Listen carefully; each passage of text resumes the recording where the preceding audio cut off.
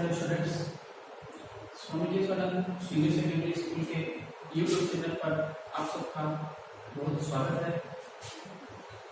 आज की हमारी क्लास बिजनेस स्टडीज की रहेगी, जो कि एक कॉमर्स का सब्जेक्ट है। तो स्टार्ट करते हैं। बिजनेस स्टडीज का हिंदी अर्थ है व्यवसाय अध्ययन। जैसा कि नाम से पता चलता है कि इसमें व्यवसाय से संबंधित सारी बातें बताई जाती हैं। तो इसका चैप्टर फर्स्ट है nature and purpose of business, व्यवसाय की प्रकृति एवं उद्देश्य। कि किसी मनुष्य द्वारा जब व्यवसाय किया जाता है तो उसकी नेचर क्या है और उसके उद्देश्य क्या क्या है, उसके ऑब्जेक्टिव क्या क्या है। तो स्टार्ट करते हैं। ऑल ऑफ फर्स्ट मैं आपको बताना चाहूंगा इसकी परिभाषा, इसकी डेफिनेशन क्या है। यदि हम इसकी डेफिनेशन नहीं जानेंगे तो इसके उद्देश्य, इसकी प्रकृति के बारे में नहीं जान पाएंगे। तो सबसे पहले बिजनेस क्या है, व्यवसाय क्या है, उसके बारे में मैं आपको थोड़ा सा हिंदी में बताना चाहूंगा। व्यवसाय मनुष्य द्वारा की जाने वाली एक क्रिया है। क्या? व्यवसाय मनुष्य द्वारा की जाने वाली एक क्रिया है। क्रिया हम बहुत सारी करते हैं, लेकिन सारी की सारी व्यवसाय या बिजनेस नहीं होती। व्यवसाय में कौन सी क्रियाएं शामिल होती हैं? व्यवसाय में वो क्रियाएं शामिल होती हैं जो कि इकोनॉमिक हो, जो कि आर्थिक हो, जिनसे हम प्रॉफिट अर्न कर सकें, जिनसे हम रुपए कमा सकें। वो सारी की सारी क्रियाएं शामिल की जाती हैं व्यवसाय के अंदर। यदि हम अपने सेटिस्फिकेशन के लिए, अपनी संतुष्टि के लिए किसी प्रकार की क्रिया करते हैं, वो क्रियाएं व्यवसाय में शामिल नहीं होती। व्यवसाय में भी क्रियाएं होती हैं जिनका मेन ऑब्जेक्टिव होता है लाभ कमाना। ओके, तो अब हम इस डेफिनेशन के अकॉर्डिंग समझते हैं कि व्यवसाय क्या होता है, मीनिंग ऑफ बिजनेस। स्टार्ट करते हैं। बिजनेस देखिएगा, an occupation in which people regularly engage in activities relating to purchase, production, sale of goods and services with a view to earn profits. शुरू से देखते हैं। एन ऑक्यूपेशन, ऑक्यूपेशन का यहाँ अर्थ है आजीविका चलाने वाले साधन, जिनसे हम आजीविका चला सके। ठीक है, तो आपको मेनली इसमें वर्ड ध्यान में रखना है ऑक्यूपेशन। ऑक्यूपेशन का अर्थ है आजीविका चलाने वाले साधन, जिनसे हम आजीविका चलाएं। आजीविका चलाने वाले साधन। उसके बाद देखिए, इन विच पीपल रेगुलरली, आपको सब ध्यान में रखना है रेगुलरली। रेगुलरली का आप सबको पता है नियमित रूप से की जाने वाली क्रियाएं, निरंतर की जाने वाली क्रियाएं। तो यहां पर दूसरा वर्ड आपको ध्यान में रखना है रेगुलरली।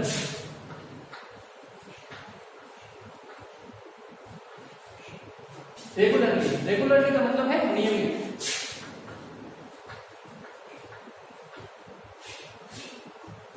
ओके गाइस, आपने अभी तक सीखा कि एन ऑक्यूपेशन यानी मनुष्य ऐसी क्रिया करता है अपनी आजीविका चलाने के लिए, इन विच पीपल रेगुलरली, जो कि वह निरंतर रूप से करता है। इंगेज इन एक्टिविटीज, इंगेज का यहाँ अर्थ है शामिल करना। ठीक है, शामिल करना या उसमें समाहित होना। तो इंगेज का यहाँ अर्थ है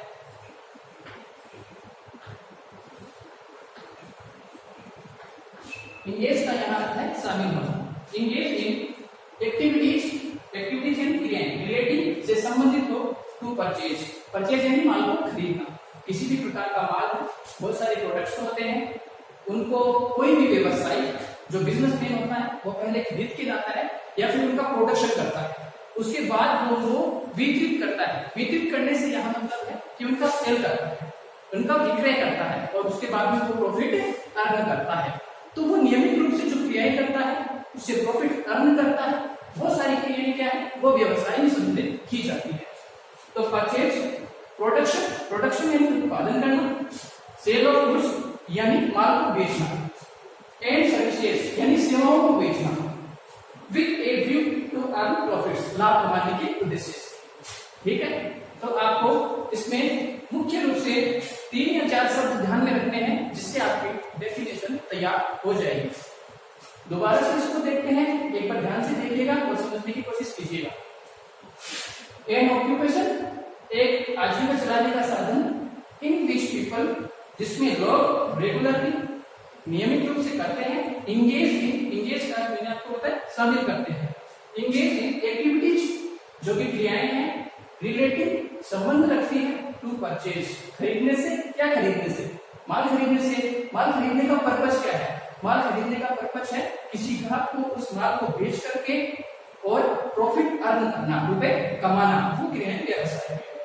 परचेज, प्रोडक्शन यानी माल का उत्पादन करना। कोई जरूरी नहीं है कि वो कहीं से माल खरीद के ला रहा है और उसके बाद में वो उस माल को विक्रय करके रुपए कमा रहा है, प्रॉफिट अर्न कर रहा है, ऐसा कोई जरूरी नहीं है। वो माल का प्रोडक्शन भी कर सकता है। बिजनेस में जो कंपनियां हैं माल का निर्माण करती है, जो मैन्युफैक्चरिंग करती है, वो सारी कंपनियां किसमें आती हैं? वो व्यवसाय में शामिल होती है। तो वो क्या है? प्रोडक्शन करना भी क्या है? बिजनेस है। परचेज करना, माल को खरीदना, खरीद करके उसको बेचना। प्रोडक्शन यानी माल का उत्पादन करना, उसके बाद उसको सेल करना। Sale of goods and services, माल को बेचना, उसका उत्पादन करना। सेल ऑफ गुड्स यानी माल को बेचना और सेवाओं को बेचना। अब आपको समझ में आ रहा है कि माल को बेचा जा सकता है, प्रोडक्शन करके बेचे या फिर कहीं दूसरी जगह से खरीद कर लाकर उसको बेचा जाए। दोनों तरीके से वो प्रॉफिट अर्न करेगा। कौन? जो बिजनेसमैन होगा वो। ठीक है, तो अब यहाँ आपको समझना है कि सर्विसेज का कैसे। सर्विसेज होती है सेवाएं, ठीक है, और उसके लिए सर्विसेज देने वाले जो व्यक्ति होते हैं वो होते हैं प्रोफेशनल पर्सन, जो कि आपको सेवाएं देते हैं और सेवाएं देने के बदले में वो जो प्रॉफिट अर्न करते हैं उन्हें हम फीस के रूप में उनका प्रॉफिट देते हैं। ठीक है, जैसे कि उदाहरण के तौर पर मैं आपको बताना चाहूंगा, एक टीचर जो कि आपको सर्विसेज देता है, सेवाएं देता है और उसके बदले अपनी फीस देता है, उसको हम फीस कहेंगे। जैसे कि एक एडवोकेट अपनी सेवाएं देता है, उसके बदले में वो जो प्रॉफिट अर्न करता है उसे हम कहेंगे फीस। ठीक है, तो वो भी उसका व्यवसाय माना जाएगा।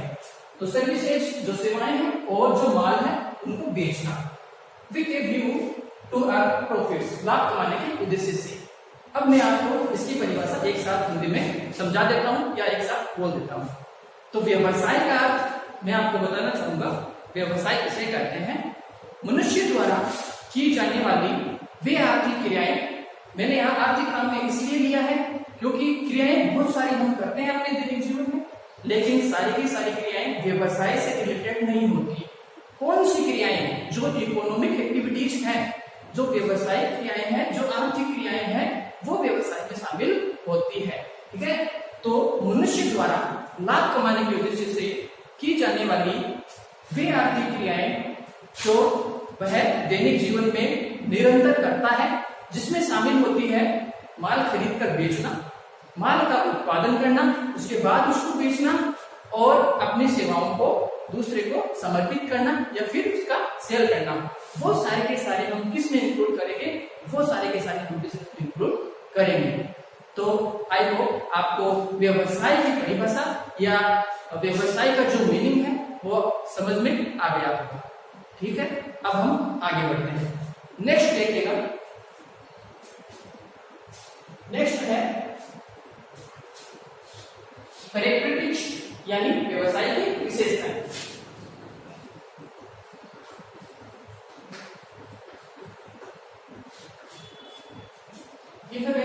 हमने अभी तक व्यवसाय का अर्थ समझा, उसके बाद व्यवसाय की कैरेक्टरिस्टिक्स क्या है, उसकी विशेषताएं क्या क्या हो सकती है।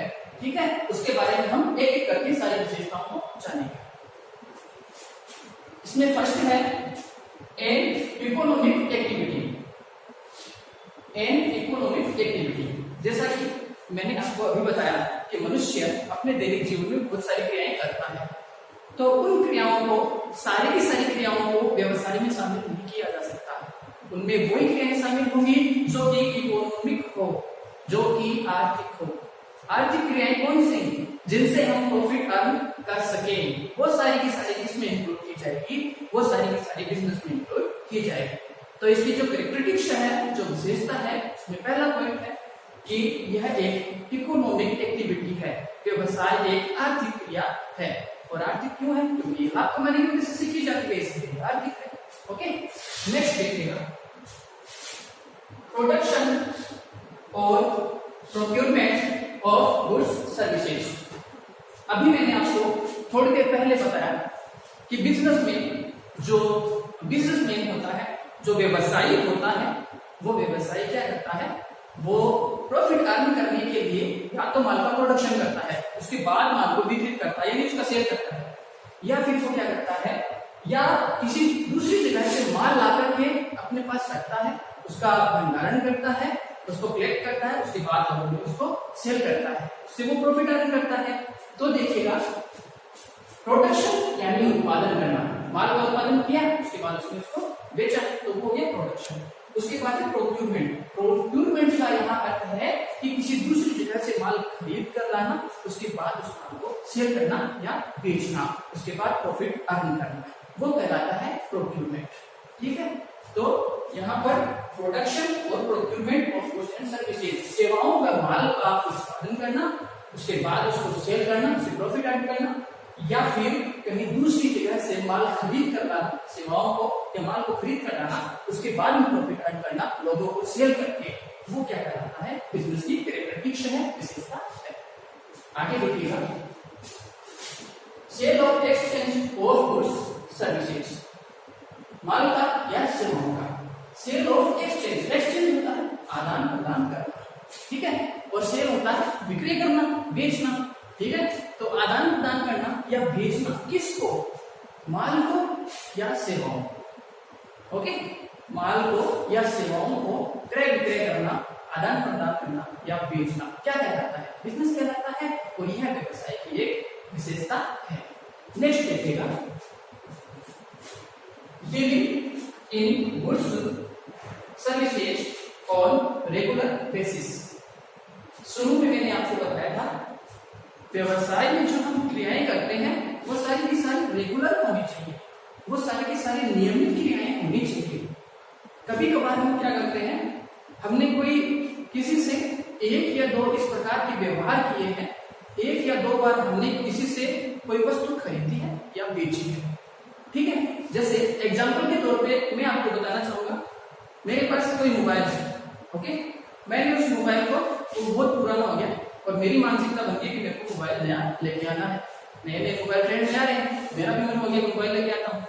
तो फिर मैंने क्या किया, मैंने सोचा कि यार इतने रुपए तो अपना बजट है नहीं, इतने रुपए तो अपने पास है नहीं, तो अपन क्या करते हैं, पुराने वाले मोबाइल का सेल कर देते हैं, उसके बाद उससे कुछ रुपए अपने को आए होंगे, तो उसके बाद हम दूसरा मोबाइल में लेके आ जाऊंगा। तो मैं उस मोबाइल को बेचता हूँ, तो मैंने रेगुलर बेसिस पे ये काम नहीं किया, मैंने केवल एक बार उस मोबाइल को सेल किया। तो क्या वो मेरा व्यवसाय कहलाएगा? नहीं, वो मेरा व्यवसाय नहीं कहलाएगा। व्यवसाय मेरा वो होगा, एग्जाम्पल के तौर पे, यदि मेरी मोबाइल की शॉप है, वहां पर कस्टमर रोज आते हैं, मैं वहां पर मोबाइल बेचता हूँ, उन कस्टमर से मोबाइल बेचने के बाद प्रॉफिट अर्न करता हूँ, तो वो सारी की सारी जो रेगुलर एक्टिविटीज मैं करूंगा अपनी शॉप पे, वो मेरा बिजनेस है। ओके, मैंने एक बार मोबाइल बेचा है, एक बार किसी प्रोडक्ट को सेल किया है जो मेरे पास था, वो सारा का सारा मेरा बिजनेस नहीं कहला सकता, क्योंकि वो रेगुलर बेसिस पे कार्य नहीं होगा।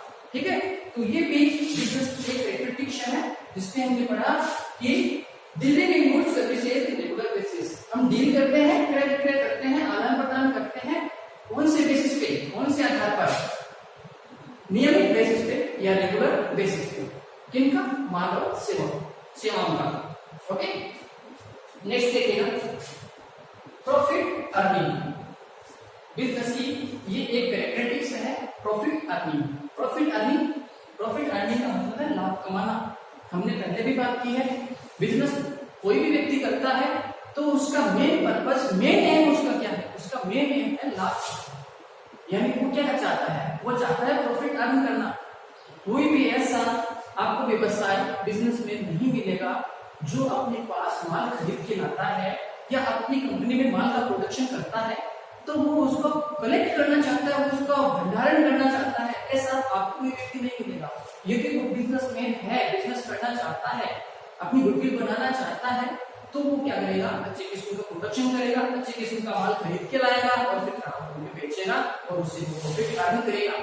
केवल और केवल सेल्फ सेटिस्फिकेशन के लिए की जाने वाली क्रियाएं हैं, वो सारी की सारी व्यवसाय में सम्मिलित नहीं होती। प्रॉफिट अर्न करने के लिए की जाने वाली जो क्रियाएं हैं उनको हम व्यवसाय में शामिल करेंगे। ओके गाइस, आई होप आपको समझ में आ गया होगा। नेक्स्ट देखते हैं, अनसर्टेनिटी ऑफ रिटर्न। देखो यहाँ रिटर्न का मतलब है प्राप्ति। प्राप्ति कौन सी? प्राप्ति वही जिसके लिए हम रिस्क उठा रहे हैं। व्यवसाय हमने स्टार्ट किया, हमने कुछ रुपए उसमें इन्वेस्ट किए।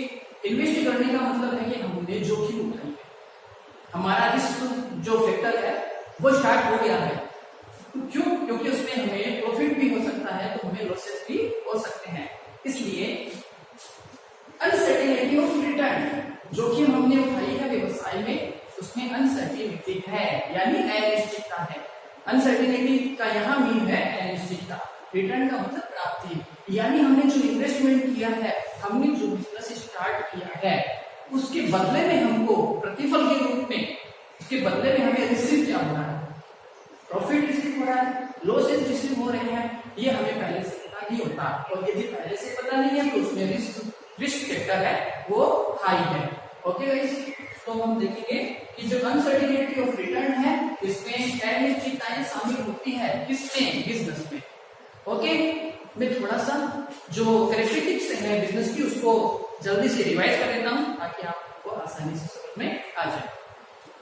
फर्स्ट देखिएगा, एन इकोनॉमिक एक्टिविटी, यह एक आर्थिक क्रिया है क्योंकि यह लाभ कमाने के उद्देश्य से, प्रॉफिट अर्न करने के उद्देश्य से की जाने वाली क्रिया है।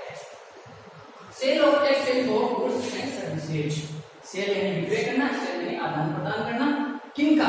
गुड्स यानी माल का, जो भी प्रोडक्ट है उनका, सर्विसेज यानी सेवाओं का, वो किसमें शामिल होता है? बिजनेस। नेक्स्ट देखिएगा,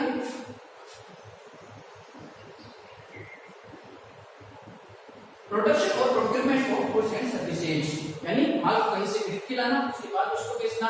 प्रोडक्शन यानी उसका उत्पादन करना, उसके बाद बेचना। Dealing in goods services on regular basis, नियमित तौर पे ये काम करना यानी रेगुलर करना। कभी कभार की जाने वाली क्रियाएं, एक या जो दो डील हमने की है किसी से, वो सारी की सारी शामिल नहीं होती बिजनेस में। बिजनेस में कौन सी शामिल होती है? जो हम रेगुलर बेसिस पे करें, जो नियमित करें। एग्जांपल के तौर पे मैंने आपको बताया था कि मोबाइल की शॉप में मैं रेगुलर मोबाइल सेल करता हूँ, मेरा बिजनेस है। मैंने कभी कभार एक मोबाइल सेल किया, वो मेरा बिजनेस नहीं। उसके बाद देखिएगा, प्रॉफिट अर्निंग, जो लाभ कमाने के उद्देश्य से की जाने वाली क्रियाएं होती है वो व्यवसाय में शामिल होती है। अनसर्टेनिटी ऑफ रिटर्न, यानी इसमें प्राप्ति की अनिश्चितता, क्या हमें प्राप्त होने वाला है, लाभ मिलने वाला है या नुकसान होने वाला है, वो हमें पहले से पता नहीं होता, रिस्क फैक्टर रहता है, तो इसमें अनसर्टेनिटी होती है।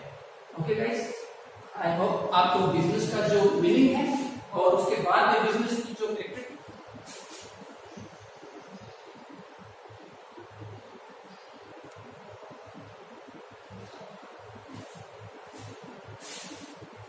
ओके स्टूडेंट्स, नेक्स्ट हम पढ़ते हैं।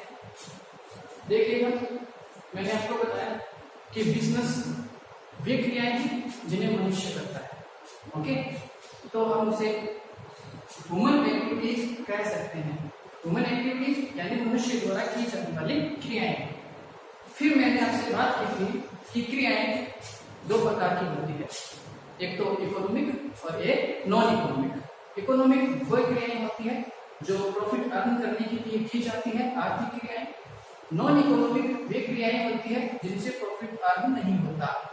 ठीक है, जो किसी समाज सेवा के उद्देश्य से होती है, जो हमारी मानसिक संतुष्टि के उद्देश्य से होती है, वे सारी की सारी क्रियाएं प्रॉफिट अर्न करने के लिए ना हो, वे बिजनेस में शामिल नहीं होती। तो हमने ह्यूमन एक्टिविटीज को दो भागों में डिवाइड किया है, इकोनॉमिक और नॉन इकोनॉमिक एक्टिविटी। हम पढ़ते हैं इकोनॉमिक एक्टिविटी के कितने पार्ट्स है, उसका क्लासिफिकेशन किस तरीके से किया गया है, इसके बारे में। ह्यूमन एक्टिविटी है, उसको हमने तीन भागों में बांटा है। पहला है बिजनेस, दूसरा है प्रोफेशन और तीसरा है एम्प्लॉयमेंट।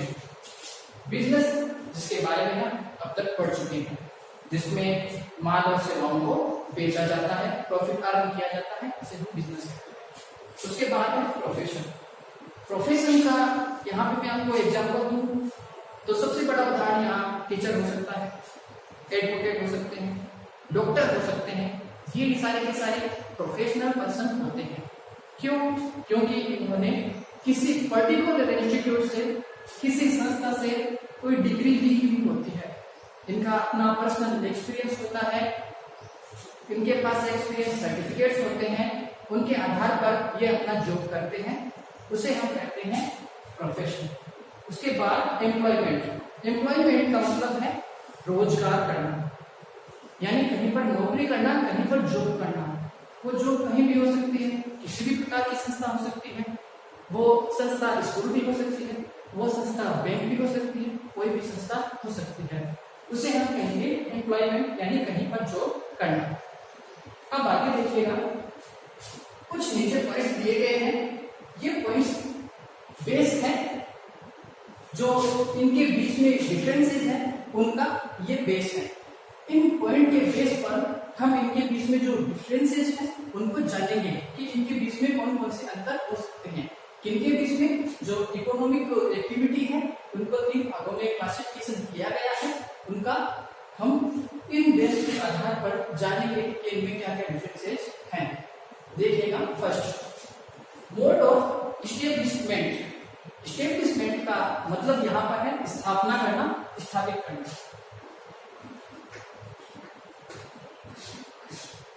ओके गाइस, इस्टेब्लिशमेंट का यहाँ पर अर्थ है स्थापित करना, यानी उसका प्रारंभ किस तरीके से कर सकते हैं। तो प्रारंभ देखिए, हम तीनों का अंतर इसमें देखते हैं कि प्रारंभ किस तरीके से तीनों में कौन कौन सी क्रिया की जाती है जिससे इनका इस्टेब्लिशमेंट हो सके। फर्स्ट है प्रारंभ करने के लिए किसी प्रकार की कोई पर्टिकुलर डिग्री या सर्टिफिकेट की आवश्यकता नहीं होती। बिजनेस कोई भी बंदा स्टार्ट कर सकता है, इसमें ये नहीं देखा जाता कि तेरे पास कौन सी डिग्री है तो बिजनेस स्टार्ट करेगा, नहीं। इसके अंदर कोई 8 पास बनता है, कोई 10 पास बनता है, कोई 12 पास बनता है, कोई कितना भी पढ़ा लिखा, कितना भी एजुकेटेड बनता है, वो बिजनेस स्टार्ट कर सकता है। तो इसमें कोई पर्टिकुलर डिग्री या फिर कोई पर्सनल सर्टिफिकेट की आवश्यकता नहीं होती। ओके, तो इस्टेब्लिशमेंट के लिए बिजनेस में किसी प्रकार की particular certificate, experience certificate, degree वगैरह की आवश्यकता नहीं होती। नेक्स्ट देखिएगा, प्रोफेशन का इस्टेब्लिशमेंट, यानी प्रोफेशन को स्थापित करने के लिए मैंने पहले आपको बता दिया कि इसमें विशेष प्रकार की डिग्री या एक्सपीरियंस सर्टिफिकेट्स की आवश्यकता होती है। जो कौन कराते हैं? जो विशेष प्रकार के इंस्टीट्यूट होते हैं, पर्टिकुलर इंस्टीट्यूट होते हैं, जिस फील्ड में हमें काम करना है, उन इंस्टीट्यूट में जाकर हम कोर्स करते हैं, डिग्री लेते हैं, पर्सनल सर्टिफिकेट, एक्सपीरियंस सर्टिफिकेट लेते हैं, उसके बाद हम इसको चालू कर सकते हैं या इसकी स्थापना कर सकते हैं। एग्जाम्पल्स मैंने आपको बताया कि टीचर हो सकता है, डॉक्टर हो सकता है, एडवोकेट कोई हो सकता है। नेक्स्ट देखिएगा, एम्प्लॉयमेंट का इस्टेब्लिशमेंट, इसकी स्थापना, एम्प्लॉयमेंट की स्थापना। ये मैंने आपको बताया कि अलग अलग प्रकार की संस्थाएं होती हैं, वहां पर जो हमें सर्विस प्रोवाइड करवाएगा, जो उसका नियोक्ता होगा, जो उसका मालिक होगा, उसके द्वारा उसकी एक्सेप्टेशन चाहिए होगी, उसकी मंजूरी चाहिए होगी, उसके बाद हम उसकी स्थापना या फिर वो कार्य प्रारंभ कर सकते हैं। ओके, नेक्स्ट देखिएगा, nature of work. Nature of work का मतलब है कार्य की प्रकृति। कार्य की प्रकृति, कार्य की प्रकृति यानी बिजनेस में किस प्रकार का कार्य होता है, प्रोफेशन में किस प्रकार का कार्य होता है और एम्प्लॉयमेंट में किस प्रकार का कार्य होता है। फर्स्ट देखिएगा, बिजनेस। बिजनेस में नेचर ऑफ वर्क क्या है? अभी हमने बहुत बात कर ली है बिजनेस के बारे में कि इसकी जो नेचर है, नेचर ऑफ जो वर्क है वो किस प्रकार का है, प्रोडक्शन में माल और सेवाओं को बेचना, वो सारे के सारे किसमें इंक्लूड होते हैं, वो बिजनेस में होते हैं। तो ये इसका नेचर ऑफ वर्क है, माल और सेवाओं को बेचना। ओके, नेक्स्ट देखिएगा प्रोफेशन। प्रोफेशन का जो नेचर ऑफ वर्क है वो मैंने आपको बताया कि टीचर होता है, वो अलग तरीके का कार्य करता है, उसको बच्चों को पढ़ाना पड़ता है और टीचिंग करता है। डॉक्टर हमें मेडिसिन वगैरह देता है, हमारी जो जांच है वो करता है, बहुत सारे के सारे अलग अलग कार्य होते हैं। तो जैसा जिसका प्रोफेशन होता है, जिसने अपने पर्टिकुलर फील्ड में जिस प्रकार का एक्सपीरियंस लिया है, जिस प्रकार की डिग्री ली है, वो उसी के अकॉर्डिंग कार्य करेगा। नेक्स्ट देखिए एम्प्लॉयमेंट। एम्प्लॉयमेंट में नेचर ऑफ वर्क क्या? एम्प्लॉयमेंट में नेचर ऑफ वर्क का मतलब है जिस प्रकार की संस्था है उस प्रकार का कार्य वहां पर होगा। यानी अलग अलग संस्थाओं में, अलग अलग इंस्टीट्यूट में अलग अलग प्रकार का कार्य होने वाला है, उसी के अकॉर्डिंग वहां पर जो एम्प्लॉय होता है वो हमें जिस प्रकार का कार्य देता है उस प्रकार का कार्य हमें करना पड़ता है। ओके, नेक्स्ट देखिए क्वालिफिकेशंस। क्वालिफिकेशंस का अर्थ यहाँ पर है योग्यता। योग्यता योग्यता की बात करें तो बिजनेस में योग्यता है, बिजनेस में क्वालिफिकेशन कुछ नहीं। मैंने आपको बताया था कि कोई भी बंदा है वो बिजनेस स्टार्ट कर सकता है, उसमें क्वालिफिकेशन की जरूरत नहीं होती। Next profession. प्रोफेशन में क्वालिफिकेशन की आवश्यकता होती है। मैंने आपको बताया कि प्रोफेशन के अंदर डिग्री की आवश्यकता होती है, कोई एक्सपीरियंस सर्टिफिकेट होता है उसकी आवश्यकता होती है। इसलिए इसमें जो क्वालिफिकेशन है वो हमें पहले प्राप्त करनी पड़ती है, किसी पर्टिकुलर इंस्टीट्यूट से हमें कोर्स करना पड़ता है, डिग्री हासिल करनी पड़ती है, एक्सपीरियंस सर्टिफिकेट देना पड़ता है। उसके बाद एम्प्लॉयमेंट में क्वालिफिकेशन जिस प्रकार की संस्था है वहां पर हम जाएंगे, कार्य करेंगे, तो वहां पर हमें अपना वर्क करना है, तो उसके अकॉर्डिंग हमें जिस प्रकार का हमारा स्टेटस होगा उस प्रकार का हमें वहां पर क्वालिफिकेशन की आवश्यकता होगी। ओके, नेक्स्ट देखिए रिटर्न। रिटर्न की मैंने आपसे पहले बात की थी कि जो प्राप्तियां होती है वो क्या है। तो बिजनेस में रिटर्न क्या है? बिजनेस में रिटर्न है अनसर्टिनिटी। अनसर्टिनिटी का मतलब है अनिश्चितता। अनसर्टिनिटी का मतलब है अनिश्चितता। अनिश्चितता होती है बिजनेस में, इसमें लाभ भी हो सकता है तो आपको नुकसान भी हो सकता है, वो है अनसर्टिनिटी। इसमें बिजनेस में इसमें लाभ भी हो सकता है, नुकसान भी हो सकता है। और इसमें अर्न क्या होता है? इसमें अर्न होता है प्रॉफिट। बिजनेस में अर्न क्या होता है? प्रॉफिट। उसके बाद प्रोफेशन की बात करें तो इसके अंदर जो रिटर्न है वो क्या है? इसमें जो रिटर्न है वो होती है फीस। कोई भी प्रोफेशनल जो पर्सन है वो हमें अपनी सर्विसेज देगा तो उसके बदले में वो क्या देगा? वो देगा फीस। ओके, तो इसमें जो रिटर्न होती है वो होता है प्रॉफिट। इसमें जो रिटर्न होता है वो होती है फीस। ओके, और एम्प्लॉयमेंट में रिटर्न जिस प्रकार पे, जिस स्टेटस पे आप काम कर रहे हैं वहां पर आपको किस प्रकार से जो एम्प्लॉयर होता है वो किस प्रकार के आपको सैलरी देता है, किस प्रकार के आपको वेजेज देता है, तो इसमें रिटर्न होती है सैलरी और वेजेज।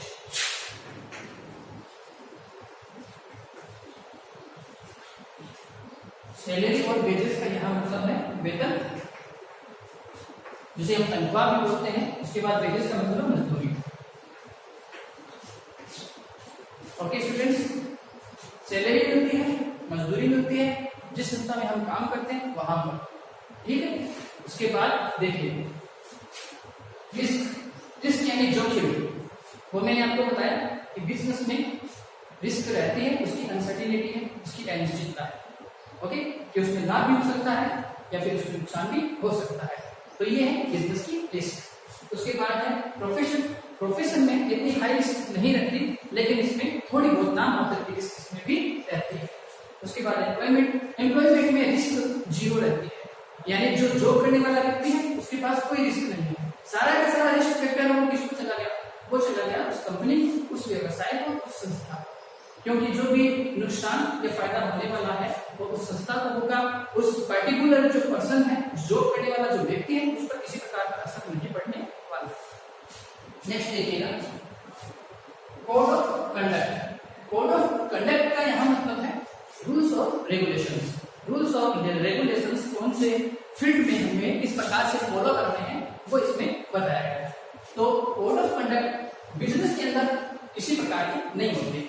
जैसे कि मैंने अपना बिजनेस स्टार्ट किया, मेरी खुद की दुकान है, मैं वहां पर जो माल है वो बेचता हूँ, तो मेरे को कोड ऑफ कंडक्ट क्या है? मैं खुद मालिक हूँ, किसी प्रकार का कोड ऑफ कंडक्ट नहीं है। जैसे मेरी मर्जी मैं वैसा काम वहां पर कर सकता हूँ। Next profession. प्रोफेशन में कोड ऑफ कंडक्ट होते हैं। कोड ऑफ कंडक्ट इसमें होते हैं, जैसे कि एक टीचर है, उसका कोड ऑफ कंडक्ट क्या है? ऑल ऑफ फर्स्ट उसको जरूरत पड़ेगी कि वो डिसिप्लिन में रहे, तभी तो बच्चे डिसिप्लिन में रहेंगे। इसी प्रकार से अदर जो प्रोफेशनल पर्संस हैं उनको कोड ऑफ कंडक्ट की आवश्यकता होती है। उसके बाद एम्प्लॉयमेंट। एम्प्लॉयमेंट में कोई भी संस्था है, कोई भी इंस्टीट्यूट है, वो जिस प्रकार की कोड ऑफ कंडक्ट तैयार करेगा, जो भी रूल्स और रेगुलेशन बनाएगा, वो हमें फॉलो करने पड़ेंगे। जो पर्सन वहां पर जॉब करेगा वो उसको फॉलो करने पड़ेंगे। तो ये बात हो गई इनके कोड ऑफ कंडक्ट की। नेक्स्ट देखते हैं एग्जाम्पल्स। एग्जाम्पल्स यानी उदाहरण क्या क्या हो सकते हैं। उदाहरण की मैंने आपसे काफी बार चर्चा कर ली है, लेकिन मैं दोबारा बता देता हूँ। उदाहरण है यहाँ पर जो बिजनेस है, बिजनेस का उदाहरण मैं आपको दे सकता हूँ। आप अपने आसपास बहुत सारी दुकानें देखते हैं, बहुत सारी शॉप्स है, वो सारी की सारी किसमें आते हैं, बिजनेस में। बहुत सारी कंपनियां हैं जो माल का प्रोडक्शन करती है, वो सारी की सारी किसमें आती है, बिजनेस में। उसके बाद प्रोफेशन। प्रोफेशन का उदाहरण मैंने आपको बताया, टीचर हो सकता है, एडवोकेट हो सकता है, डॉक्टर हो सकते हैं, ये सारे प्रोफेशनल क्वेश्चन होते हैं। एम्प्लॉयमेंट। एम्प्लॉयमेंट किसी प्रकार की संस्था हो सकती है, विद्यालय हो सकता है, कोई बैंक हो सकती है जहां पर बंदा जॉब कर सकता है, वो सारे के सारे किसमें आते हैं, एम्प्लॉयमेंट। ओके स्टूडेंट्स, तो दैट्स ऑल। आज का टॉपिक यहाँ समाप्त होता है। आई होप आपको समझ में आया।